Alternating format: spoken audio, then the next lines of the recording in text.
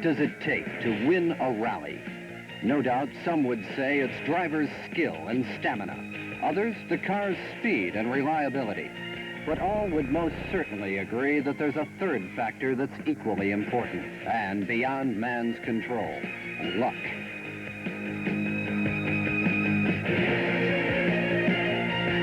Rough, bumpy, rocky roads. Streams, sometimes raging rivers to ford. Heat, overpowering dust. Tight, treacherous curves. Through it all, who can tell what will happen?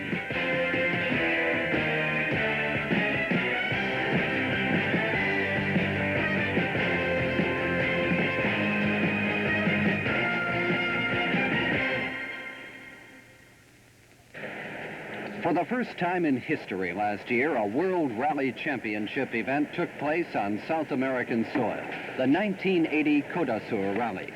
This year, the participants are back in Buenos Aires getting ready to start the 1981 Codasur on almost the same day, July 18th. It's a long way from home for the Datsun team, so preparations have to be extra careful. The route has to be studied thoroughly, the smallest detail taken into account. Through the rally's more than 3,700 kilometers, one has to be as prepared as possible for any eventuality luck could come up with.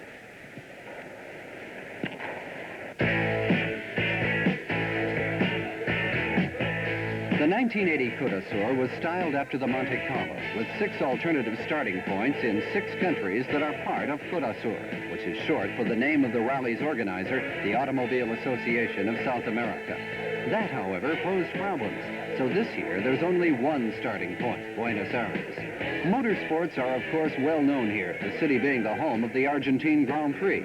From here, the participants will be traveling to San Miguel de Tucumán, which will serve as the rally base. The 1981 Codasur is round 6 for makes and round 7 for drivers in the 1981 World Rally Championship. Starting point is in front of the Automobile Club of Argentina. Starting time is 4 p.m., Saturday, July 18th.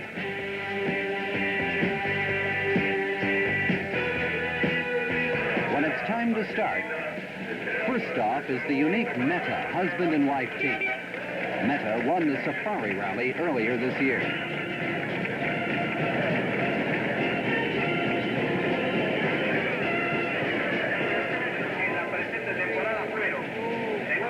Next comes a Talbot with Franklin, who's currently leading the World Rally Drivers' Championship. A Ford with Vatanen, 2-time winner of the Acropolis Rally, is third.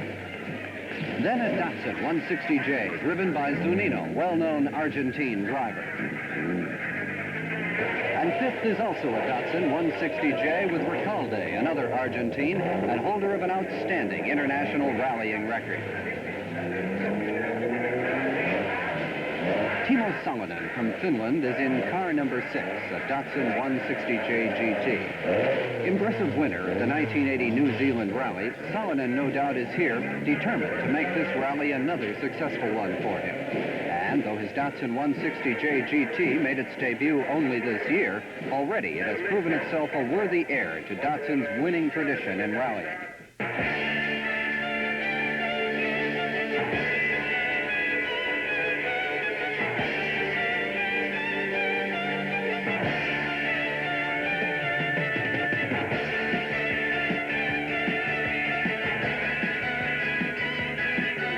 Having driven all night, the drivers get on to the third of the rally's special stages or tests.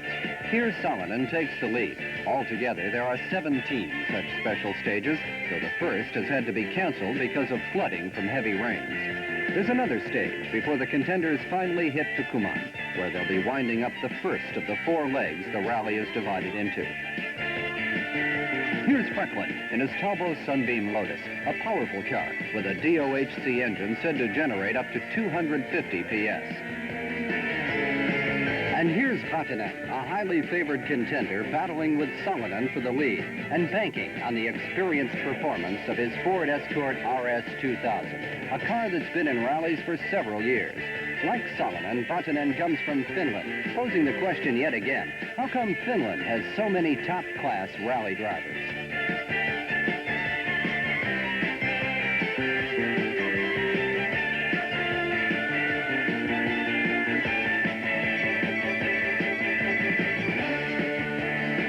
Under pressure from Vatanen, Salonen, however, shows no sign of giving in. In fact, he places second in one and first in two of the three special stages run in the first leg.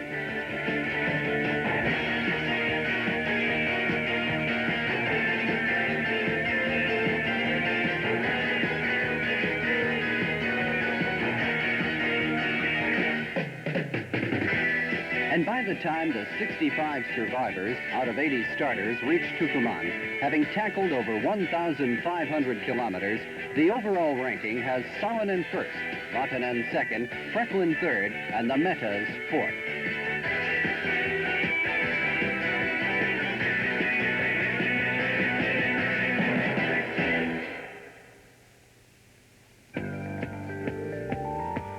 Around 9 Monday morning, the contenders get ready for the 7th special stage, having started the second leg from Tucumán before daylight at 6.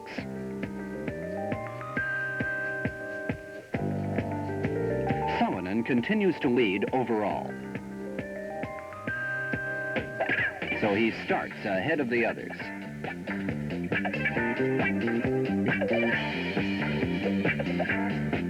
One after another, the contenders take off at 1-minute intervals.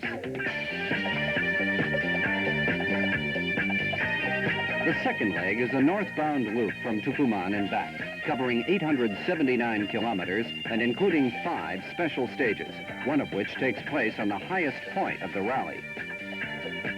Plagued by brake problems during the first leg, Vatanen has had his pedal box changed.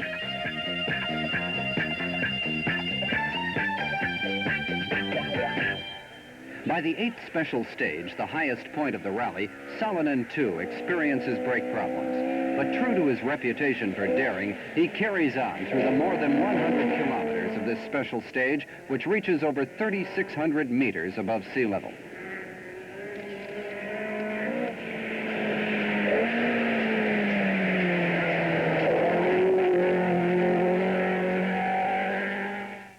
But Salonen's not the only one in trouble.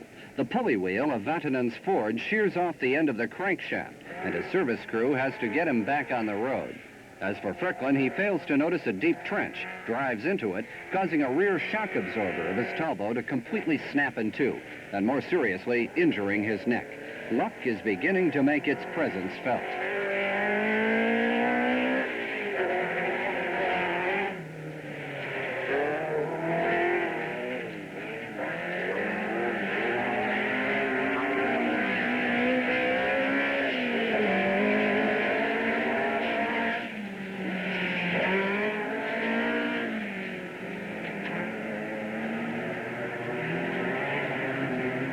By special stage 9, Salonen has had his brakes fixed, and with that, he wins the stage by 1.5 minutes over Freklin.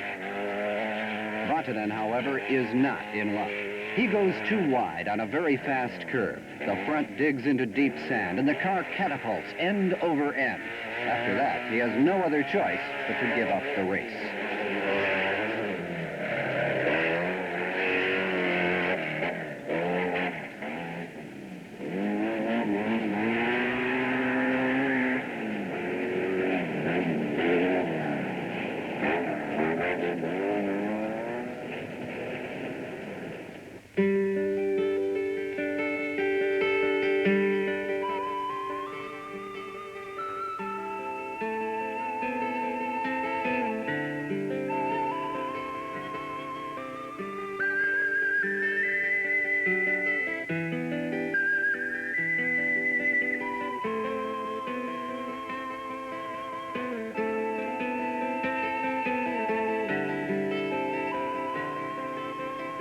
That eventful second leg is followed by a shorter 663-kilometer one, after a day of rest for the 35 still in the rally.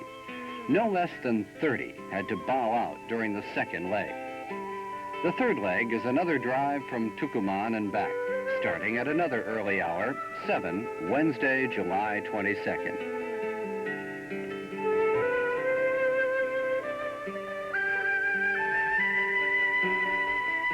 Freklin now leads overall, closely followed by Salonen.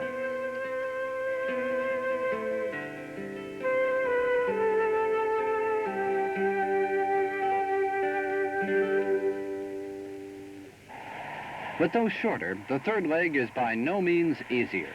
There's snow in the higher parts of the leg. It's reported that when crossing a stream, the water freezes instantly on the windscreen, seriously limiting visibility.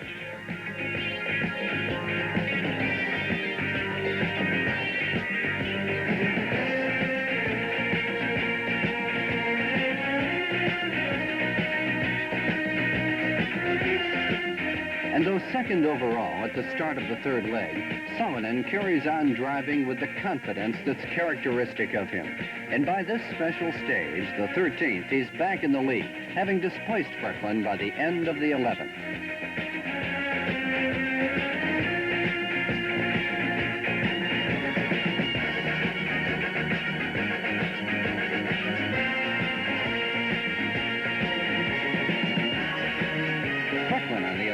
Had another encounter with luck at the 12th special stage, riding over a bump roughly and hurting his neck further. Consequently, after the third leg, he's forced to have his neck put in a surgical collar.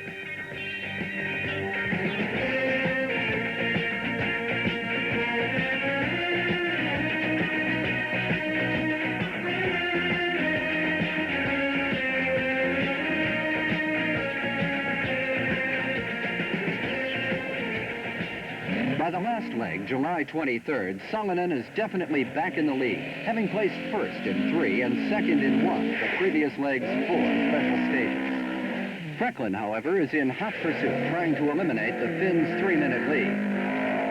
And not far behind are the Metas, Recalde, and the rest of the 31 contenders left in the rally.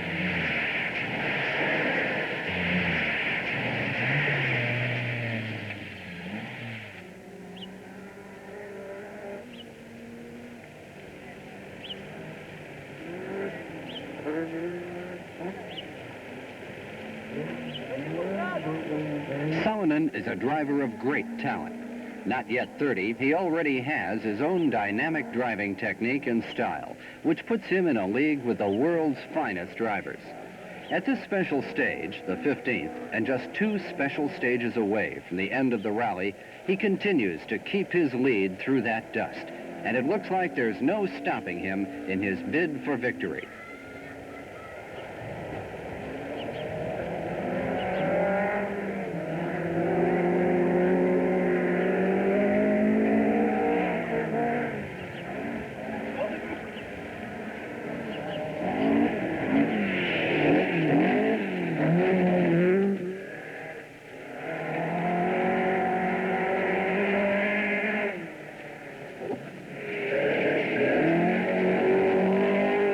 But as we approach the end of the 1981 Codassur Rally, we discover that luck, the third key to victory, is not on Salonen's side. Suddenly faced with oil pump trouble, he's been forced to abandon the race after having won most of the special stages, 7, while Frecklin, who has taken over as overall leader, has only 2 to his name.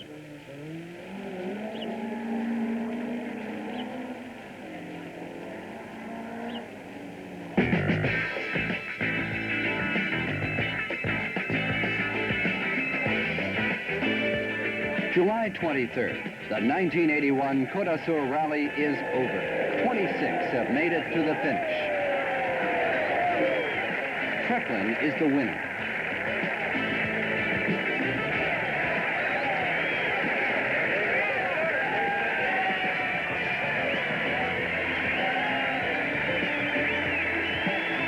The Metas are second overall and first in Group 4.